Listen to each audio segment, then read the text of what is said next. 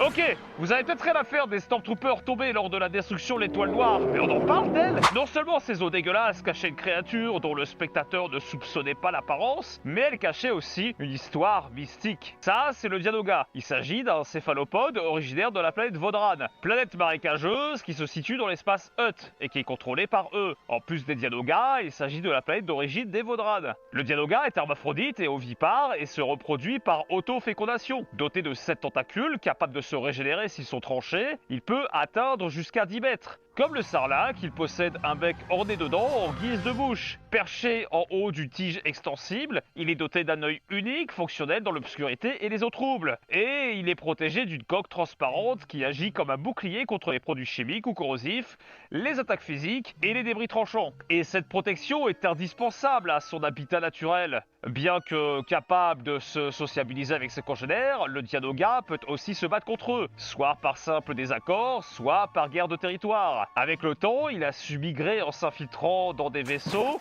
pour passer de marécages à eau usée d'autres planètes ou de stations spatiales, se nourrissant de déchets organiques morts ou vivants et donc assurant le rôle de nettoyeur naturel. Le Dianoga est toléré, voire même placé volontairement.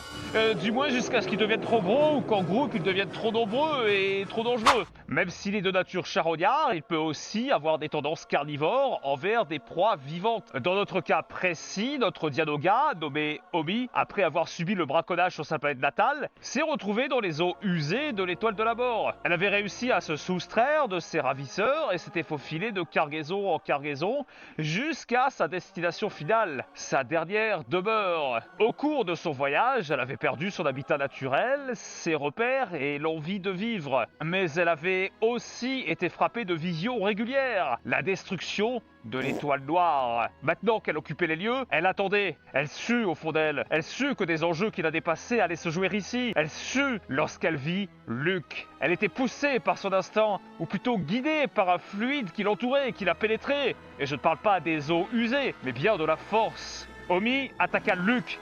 Elle le fit plonger pendant quelques instants sous l'eau, une première fois, puis une seconde. Han Solo tire. La créature est contrainte de lâcher Luke, probablement blessée ou effrayée. En tout cas, du point de vue de Han. Parce qu'en réalité, Obi, après l'avoir mise à l'épreuve, l'avoir heurté à la peur de la mort et de l'échec, a volontairement libéré Luke. Il ne s'était pas abandonné à cette peur, il s'en était sorti grandi et renforcé. Son baptême et sa renaissance étaient effectués. Plus tard, Luke détruisit l'étoile de la mort et sa destruction emporta Omi. Mais peu importe, sa mission avait été atteinte et disparue, satisfaite.